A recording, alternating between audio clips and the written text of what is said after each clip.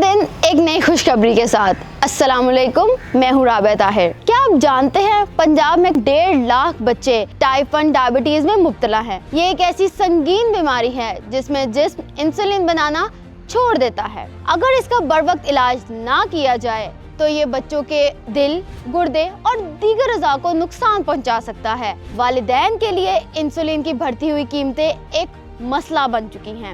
इन्हीं चैलेंजेस को मद्देनजर रखते हुए वज़ीर आला पंजाब मरीम नवाज साहिबा ने एक इनकलाबी कदम उठाया है। चीफ मिनिस्टर इंसुलिन प्रोग्राम के तहत अब आपके बच्चों को इंसुलिन मुफ्त फराहम की जाएगी उनकी दहलीज पर। अपने बच्चों को सेहतमंद जिंदगी देने के लिए अभी रजिस्ट्रेशन करवाएं, ऐप डाउनलोड करें। मजीद मालूमात के लिए 1033 पर कॉल करें या करीबी तहसील हेडक्वार्टर्स में कायम NCDs क्लिनिक पर रुजू करें। वज़ीर आला मरीम नवाज साहिबा का ये इनकलाबी कदम सेहतमंद मुआशरे की जमानत है। अपने बच्चों की सेहत महफूज बनाएं और इस प्रोग्राम का हिस्सा बनें।